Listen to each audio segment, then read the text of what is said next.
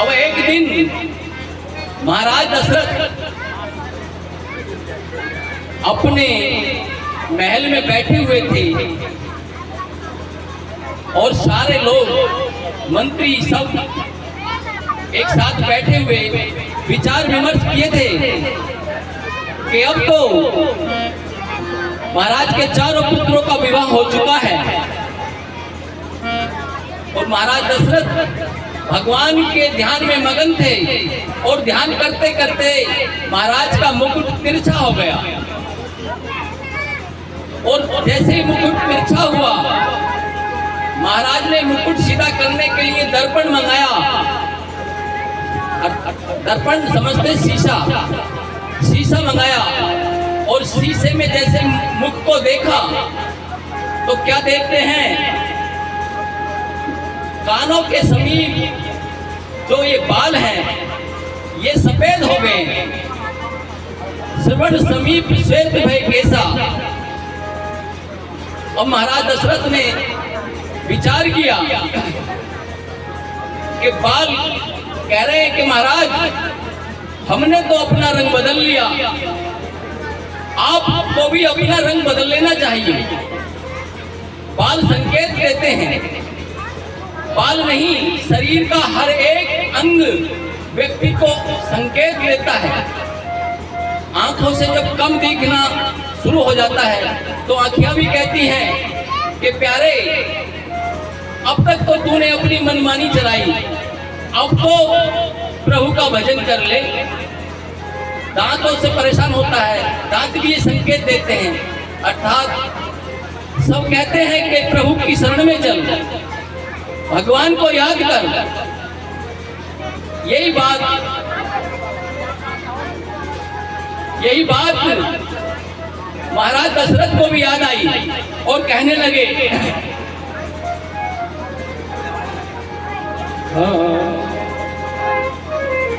एक दिवस अचानक राजा ने क्या किया और दर्पण में अपना मुख देखा, दर्पण में अपना मुख देखा।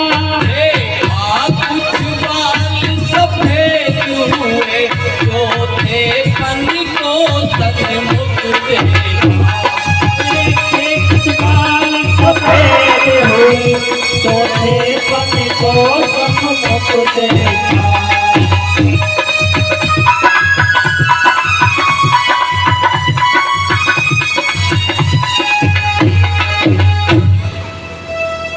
चौथेपन का जब महाराज ने दशरथ महाराज जी ने दर्शन किया और विचार आया कि दशरथ अब तो तुझे चौथापन आ गया, अब तुझे कुछ करना चाहिए।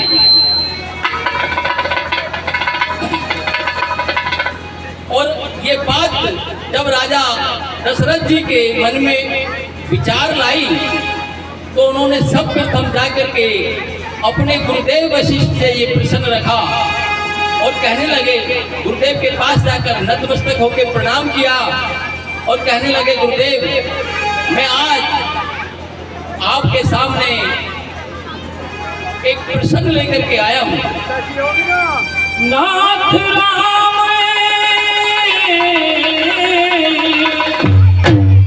नाथ राम कर रहे जो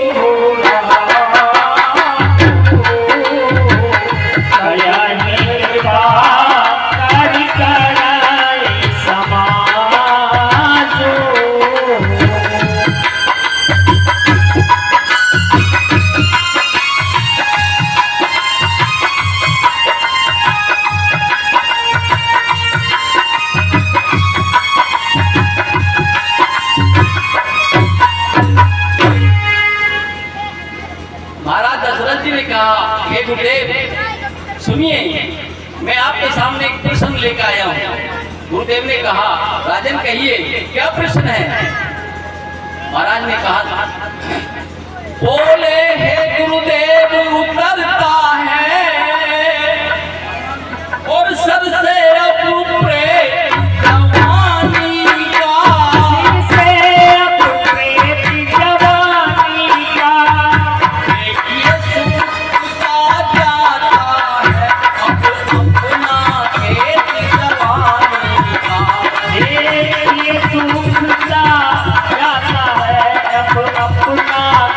मेरा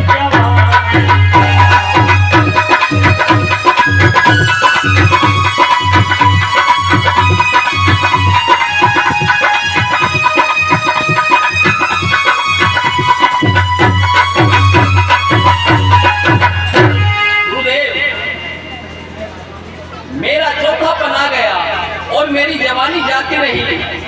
मैंने परमार्थ के लिए कुछ भी नहीं किया गुरुदेव, अब मुझे कुछ करना चाहिए।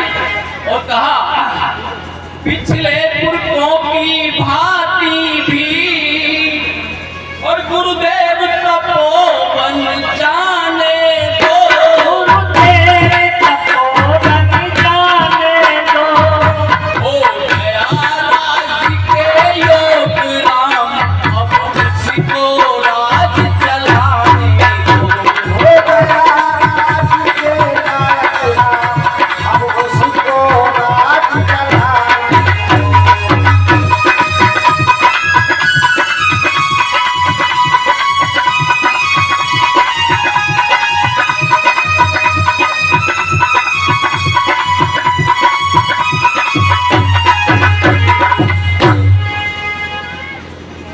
गुरुदेव ने जब ये सुना कि महाराज का ऐसा विचार है तो कहा है राजन, विचार तो तुम्हारा बहुत उत्तम है, लेकिन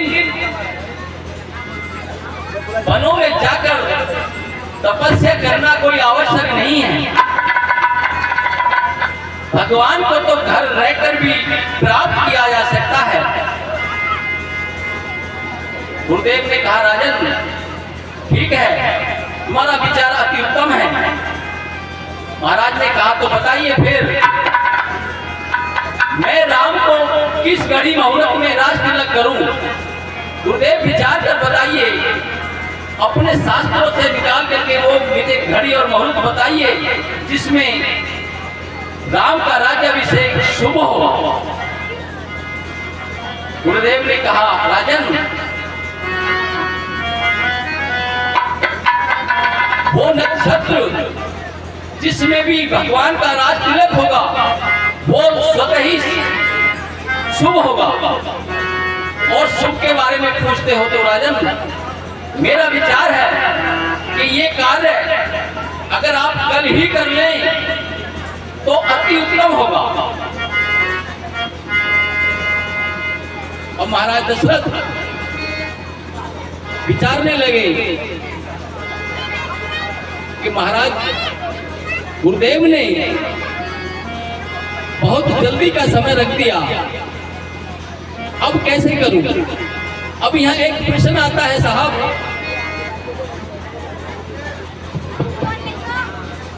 कि महाराज दशरथ के घर इतना बड़ा उत्सव होने जा रहा है, राम को राज तिलक होने जा रहा है,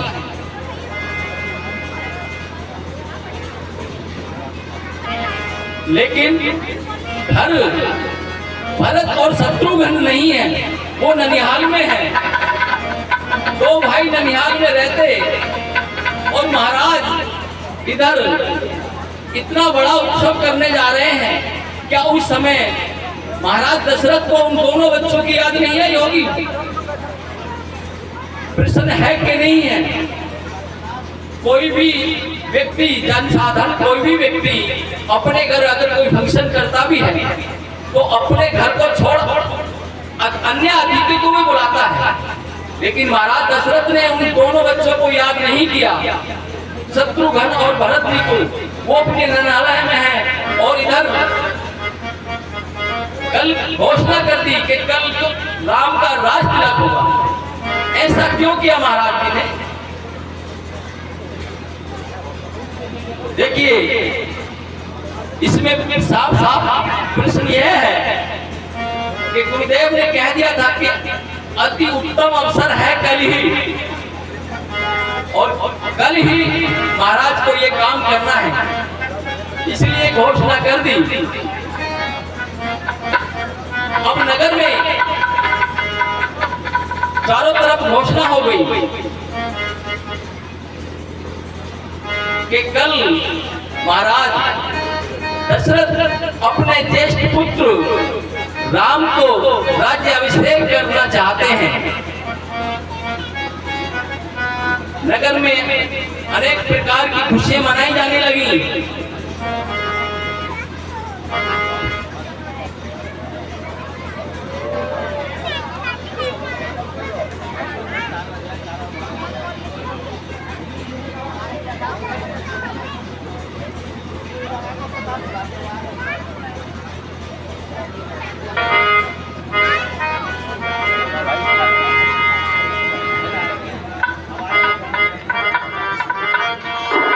हेलो।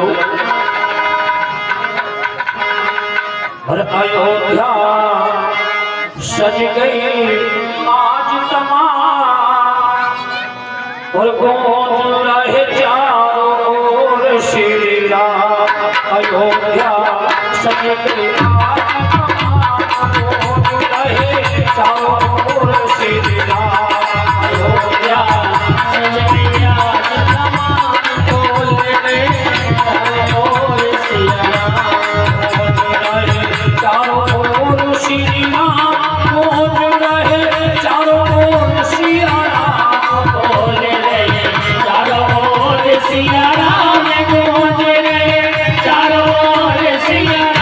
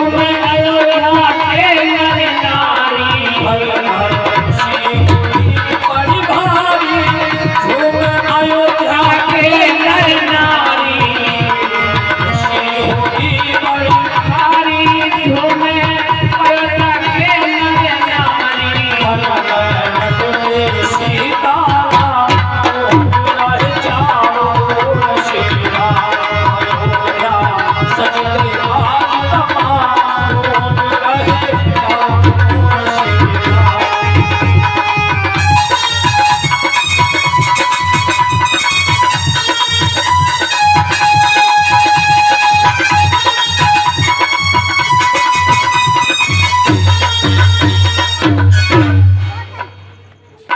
श्यावर रामचंद्र भगवान की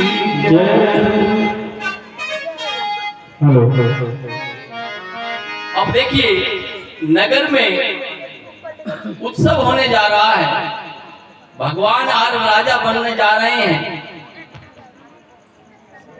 अब ये बात सारे नगर में फैली है। मंथरा ने जब पूछा एक नौकर से कि भैया ये नगर में इस तरह खुशी किस लिए है, उसने कहा तुम्हें नहीं मालूम, कल भगवान का राज तिलक होगा और भगवान राजा होंगे। अच्छा, ये बात मंत्रा को सुहाई नहीं और मन में बड़ा उसके क्रोध आ गया और सोचने लगी कि देखो राजा की क्या चाल है। जाकर के रानी कैकेयी के पास पहुंची और कहा रानी तुम्हें मालूम है कुछ क्या हुआ? रानी ने कहा क्या बात हुई? अब मैं इस प्रसंग को थोड़ी देर के लिए यहीं रोकता हूं और पीछे लेकर चलता हूं आप लोगों को सबको। जब भगवान राम की अवस्था 5 वर्ष की थी उस समय का ये वृतांत है, कथा है। एक दिन भगवान राम ने माँ कैकेयी के पीछे से आंखें आकर बंद कर ली और कहा माँ कहो कौन है? माँ ने कहा मेरा बेटा भरत है। भगवान ने कहा माँ तुम हार गई, मैं तो राम हूं। माँ ने कहा बेटा मैं हार गई, बता क्या चाहता है? राम ने कहा मां जो मांगूंगा दोगी? बोले अवश्य। बोले मां मैं ऐसी चीज मांगने जा रहा हूं। क्या?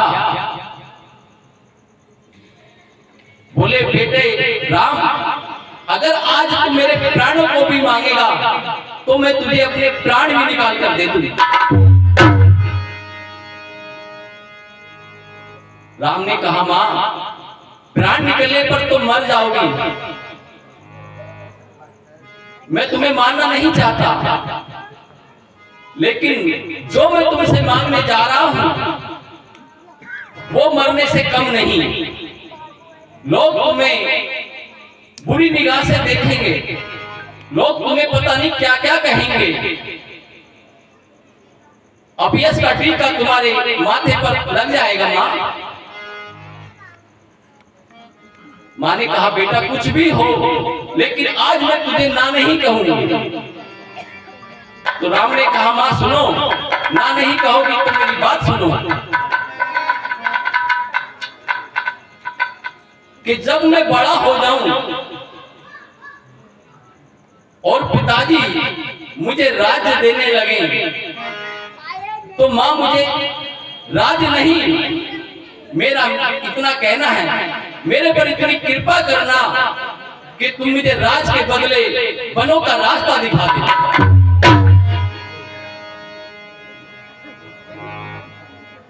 मैया ने कहा लाला ऐसी क्या बात है, राज के बदले तुम वनों का रास्ता देखना चाहते हो, क्या बात है? राम ने कहा मैया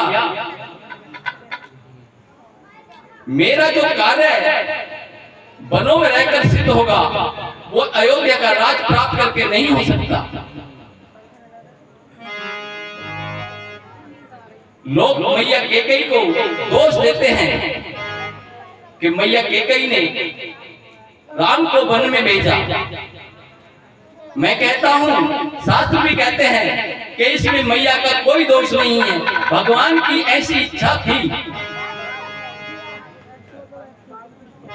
अब कैकेयी के महल में जैसे ही मंत्रा आई और मंत्रा ने कहा रानी जू आज तुम्हें मालूम है नगर में क्या समाचार है, तुम अपने महलों में पड़ी रहती हो, कुछ खबर है?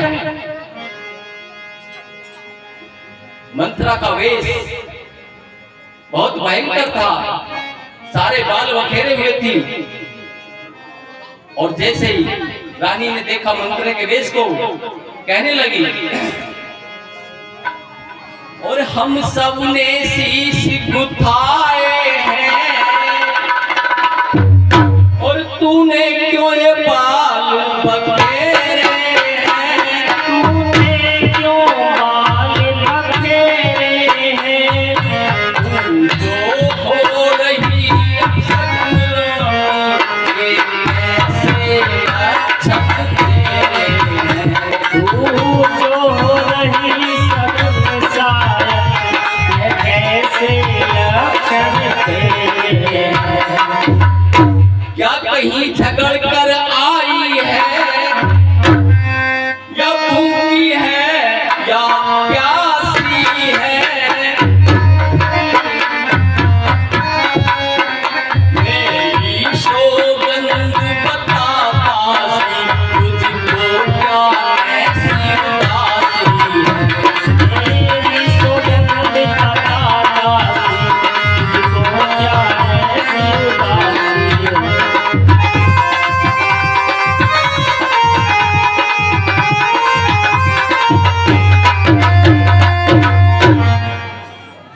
महारानी कैकेयी ने जब ये बात कही तो मंत्रा भूल करके एक तरफ जाकर खड़ी हो गई और कहने लगी रानी जी मैं तुम्हारे लिए कितनी मरती हूँ लेकिन तुम उसका कुछ भी नहीं समझती हो।